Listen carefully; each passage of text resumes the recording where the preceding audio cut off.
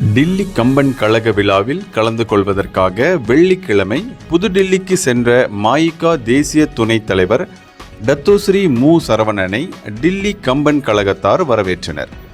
ராஜேந்திர பெருமன்னன் தமிழர் ராஜ்யம் அமைத்த கடார மண்ணில் பன்னாட்டு தரத்துடன் திகழும் உயர்கல்வி நிறுவனமான இம்ஸ்ட் பல்கலைக்கழக இணைவேந்தரும் மலேசிய கண்ணதாசன் அறவாரிய தலைவருமான சொல்வேந்தர் சரவணன் அரசியல் வல்லான் என்பதுடன் இலக்கிய வாணராக உருமாறியுள்ளதால் அண்மை காலமாக மேலை கீழை நாடுகளின் தமிழ் அமைப்புகள் ஏற்பாடு செய்யும் இலக்கிய நிகழ்ச்சிகளில் சிறப்பு அழைப்பாளராகவும் பேச்சாளராகவும் கலந்து கொள்கிறார்.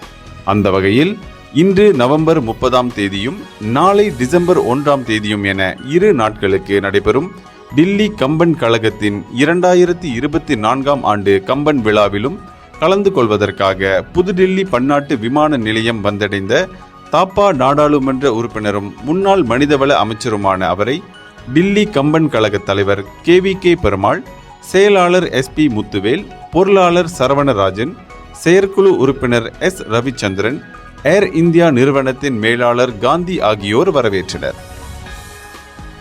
இந்தியர்களின் இதய குரல் மக்களோசை.